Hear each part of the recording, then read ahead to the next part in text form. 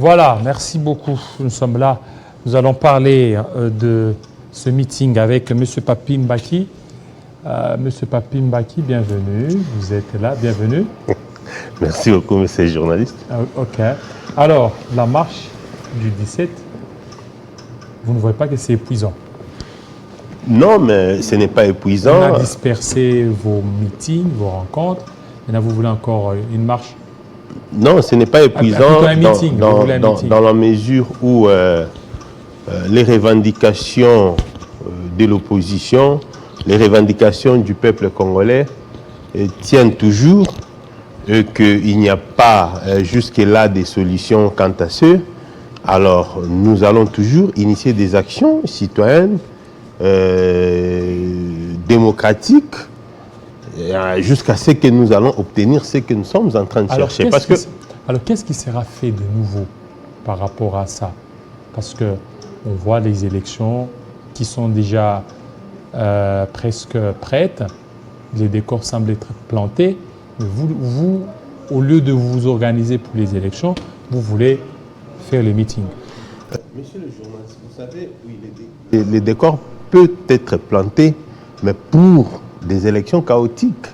Comment voulez-vous que nous puissions aller à des élections où vous avez votre carte d'électeur, même les visages ne se voient plus. Bon, on peut encore comprendre les visages. Même les noms s'effacent de soi-même. Et je me pose la question, si la CENI aujourd'hui est tranquille et par rapport à cette situation, nous avons eu des cartes d'électeurs dans ces pays-ci, mais ce n'est pas comme aujourd'hui. C'est vrai, je vais voir mon nom sur la liste électorale, bien sûr, parce que ce qui va attester que c'est moi, Papi Mbaki, qui vais voter, c'est ma carte d'électeur, pas une carte de pièce d'identité ordinaire ou encore un permis de conduire ou un passeport. Donc il ne faut pas me dire que quand je viendrai, on va opposer la liste à mon autre carte ou pièce d'identité. Ça ne tient pas.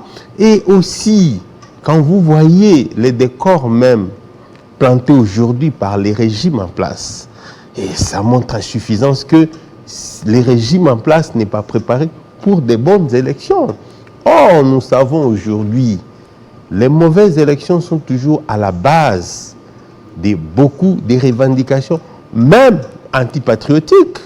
Aujourd'hui, des fois, même les M23, vous savez, même du temps des Kabila, les M23 même avaient même pris la cause de la transparence, tout ça, des élections, après 2011, comme leur cheval de bataille, disant que non, nous voulons les élections, nous voulons la transparence, la vérité des urnes, ainsi de suite. Et même aujourd'hui, M. Félix Tshisekedi, l'élection qui a conduit à sa proclamation, mais vous savez bien, Martin Fayoulou, qui a été élu. Mais vous avez adoubé ça quand vous étiez dans l'Union sacrée. Dans l'Union sacrée, vous ne parliez pas de ça. C'est lorsque vous avez quitté. Non, vous savez, la vérité reste intangible. C'est que, du point de vue résultat des élections, et que c'est Fayoulou qui avait gagné. Mais maintenant, Fayoulou, nous avons saisi la Cour constitutionnelle. Fayoulou avait saisi la Cour constitutionnelle. Et la Cour constitutionnelle avait préféré proclamer M. Félix Tshisekedi. Vous savez, en droit, on a toujours dit que la vérité judiciaire n'est pas toujours la vérité ontologique. C'est-à-dire, ce n'est pas pour autant que la justice a proclamé Félix Tshisekedi, et que c'est cela la vérité. Oui, c'est la vérité judiciaire. Parce qu'il y a une autre personne qui peut perdre les procès, non pas parce qu'il n'a pas raison, mais parce qu'il y manquait peut-être de preuves. Or, en son temps, vous savez, la CENI avait géré les éléments de preuves, les procès-verbaux, ainsi de suite. Et donc, pour simplement dire, les mauvaises élections conduisent toujours à l'instabilité du pays. Et conséquence, vous verrez que le régime sera dans l'incapacité de gérer. Aujourd'hui, le régime de Félix Tshisekedi a échoué et parce que, il est d'abord, premièrement, il y pèse en lui cette histoire de fraude électorale de 2018, il y a les remords dans les chefs de Félix Tshisekedi et qui restent là. Et aujourd'hui, la guerre à l'Est continue. Aujourd'hui, quand vous sillonnez toutes les provinces de la RDC, et moi je me pose la question, même si, comment est-ce qu'aujourd'hui, les Congolais peuvent donner encore confiance à Félix Tshisekedi, qui a échoué, mon cher journaliste, parce que quand vous regardez les pays laissés par Kabila, qui n'est pas aussi un modèle, ça c'est une comparaison entre deux personnes, mais vous allez vous rendre compte que alors maintenant, vous allez vous rendre compte que les pays sont en train de régresser sur tous les plans de la vie nationale. Qu'est-ce que vous allez dire de nouveau au peuple congolais? Si vous, parce que vous les appelez qui viennent à votre meeting, il y aura quoi de nouveau? Non, vous savez, l'avantage c'est que... Oui, et parce que, oui, vous allez continuer parce que le problème qui est là, c'est le processus électoral. Le processus électoral, presque la question a été vidée de toute sa substance. On est en train de voir la CENI, elle est en train de se mobiliser. On est en train de voir l'Assemblée nationale qui est en train de tout faire pour la loi sur la répartition des sièges, parce qu'on a vu, ça a été voté au niveau de l'Assemblée nationale et au niveau du Sénat. C'est qu'il y a certainement des efforts qui sont en train d'être faits. Et vous allez dire quoi au peuple congolais qui viendra vous suivre ce 17 juin? Non, en fait, vous savez, nos amis d'en face veulent aujourd'hui à ce que, lorsque nous organisons un meeting, une marche, nous puissions casser. Ce n'est pas ça la démocratie. L'opposition, nous sommes là pour éveiller la conscience du peuple congolais, pour leur dire attention, regardez d'où nous venons, regardez où nous sommes en train d'aller.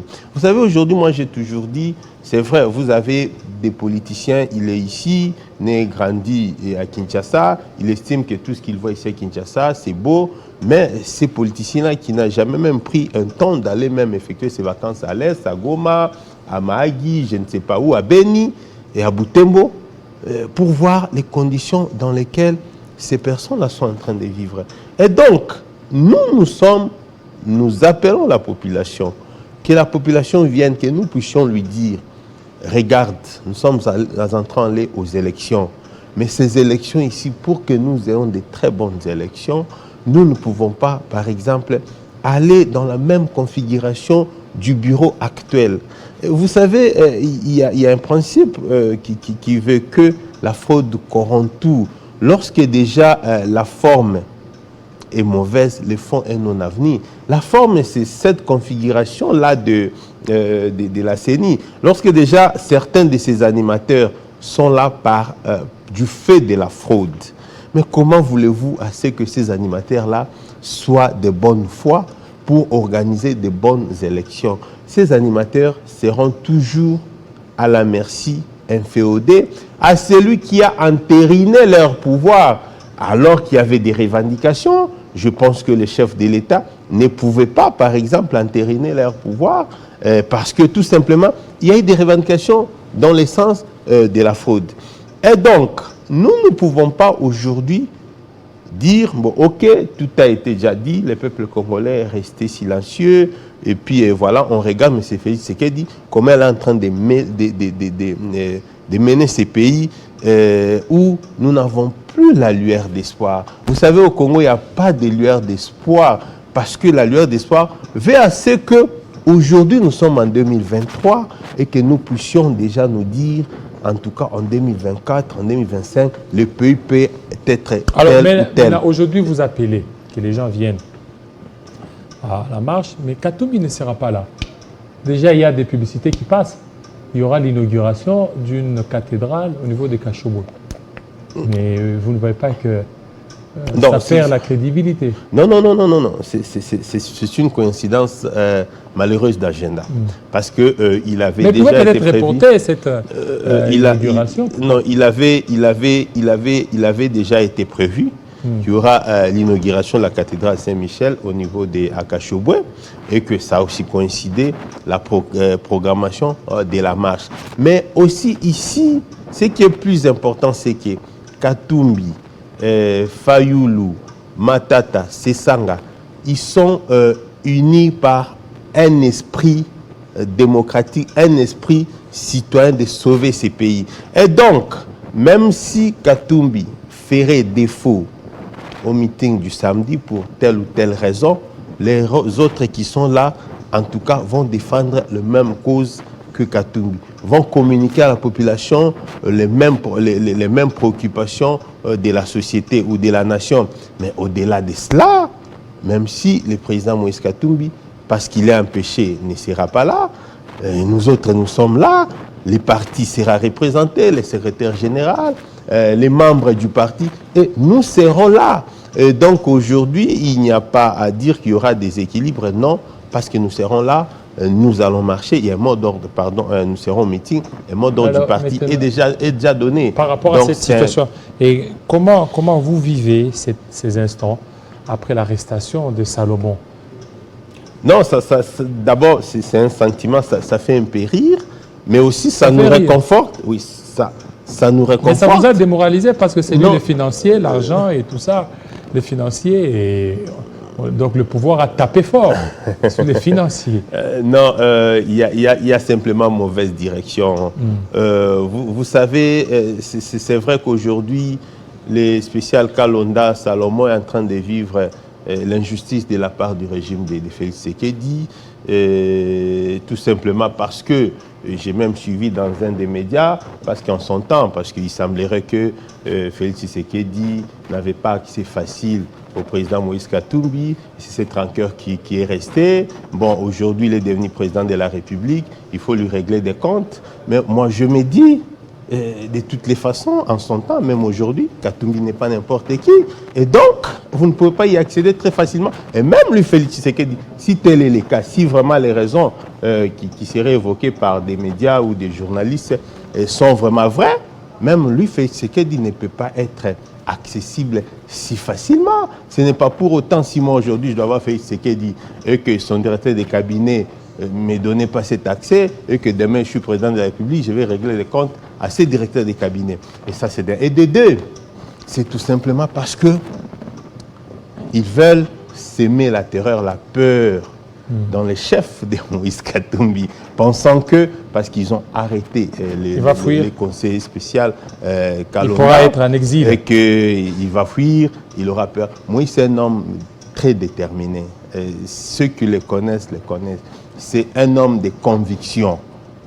C'est vrai que c'est dur, mais nous-mêmes, tels que nous sommes là, nous continuons à défendre la cause du pays, nous continuons à dénoncer cette façon de s'acharner contre une personne. Merci. Et ça n'honore pas la République. Ça n'honore pas la République. Merci beaucoup, M. Papi Mbaki, de nous avoir éclairé.